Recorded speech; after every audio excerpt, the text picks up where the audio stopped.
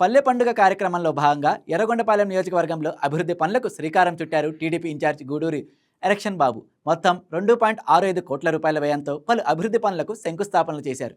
Water ప్లాంట్లు, cement రోడ్లు, తారు road నిర్మాణాలతో గ్రామాల అభివృద్ధికి వేగం పెరిగింది. గత ప్రభుత్వంలో నిలిచిపోయిన పనులు ఇప్పుడు మళ్లీ ఊపందుకున్నాయని ఆయన తెలిపారు.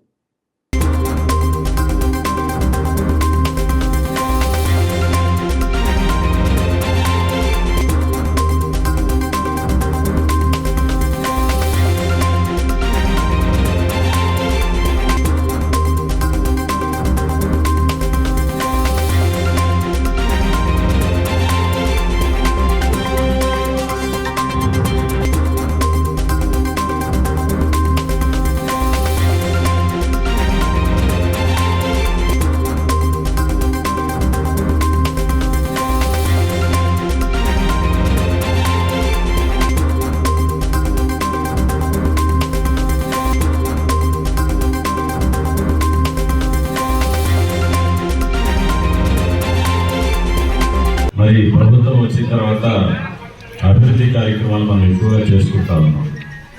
గత 5 సంవత్సరాల్లో వైసీపీ అధికారంలో ఉన్నప్పుడు ఎక్కడ కూడా ఏ గ్రామంలో కూడా ఈ రాష్ట్రంలో కొంత మట్టి పోసినటువంటి పరిస్థితి లేవు. ఎన్ని డబ్బులు వచ్చాయి కానీ అన్ని బట్టనక్కి ఎక్కడెక్కడికో తీసుకున్నటువంటి పరిస్థితి. గ్రామాల అభివృద్ధి శూన్యం. కానీ ఓడిపోయినప్పటికీ ప్రభుత్వం నుంచి ప్రతి కార్యక్రమాన్ని మనం తీసుకొని ఎమ్మెల్యేలు గెలిచిన నియోజకాల కంటే కూడా ఎక్కువ నిధులు తీసుకొని వచ్చి ప్రీతమ ముఖ్యమంత్రి శ్రీ నారా చంద్రబాబు నాయుడు గారి సహకారంతో ఇచ్చిన మాట ప్రకారం ఆ రోజు ఎడవలు వచ్చినప్పుడు చెప్పాం, ఈ గ్రామంలో ఎక్కడ మట్టి రోడ్డు కనపడటానికి లేదు, సిమెంట్ రోడ్డు ఇస్తామని చెప్పాం. ఒక్కొక్కటిగా అవకాశం ఉన్నప్పుడల్లా మనం సిమెంట్ రోడ్డు ఇచ్చాం. దగ్గర 4,000 కోట్ల రూపాయలు పన్నుంటే ఆర్ఆర్ ప్యాకేజ్ ఇవ్వాలి, పేడల కెనాల్స్ సెంటరింగ్ చేయాలి, రిటర్నింగ్ వాల్స్ కట్టాలి, సెకండ్ టన్నల్లో లైనింగ్ వర్క్స్ ఇవన్నీ కూడా ఇన్కంప్లీట్గా ఉన్నాయి. ఇన్ని అసంపూర్తిగా ఉంటే జగన్మోహన్ రెడ్డి పొద్దుల దగ్గరికి ప్రాజెక్టు దగ్గరికి వచ్చి పెద్ద స్తూపం వేసిపోయాడు. వెలువడ ప్రాజెక్టు పూర్తి అయిపోయింది,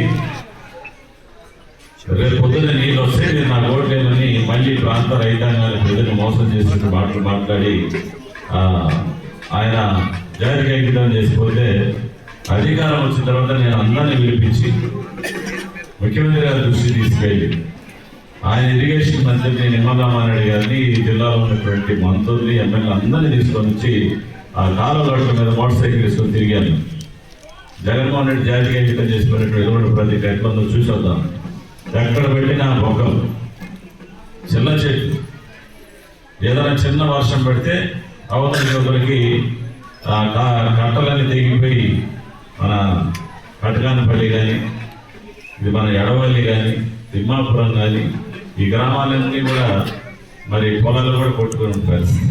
అందుకనే ఇదంతా కూడా వెలువడ ప్రాజెక్టు అధికారులు, మంత్రులు, ముఖ్యమంత్రి దృష్టి తీసుకుపోయిన వెంటనే పేడల కెనాల్స్కి 456 కోట్ల రూపాయలతోటి దాన్ని స్ట్రెంథనింగ్ చేయాలా, కాంక్రీట్ తోటి కాలువ నిర్మాణం జరగాలని చెప్పేసి నిర్ణయం తీసుకొని టెండర్స్ కాల్ఫర్ చేసి ఈరోజు పనులు కూడా మొదలుపెట్టినటువంటి పరిస్థితి.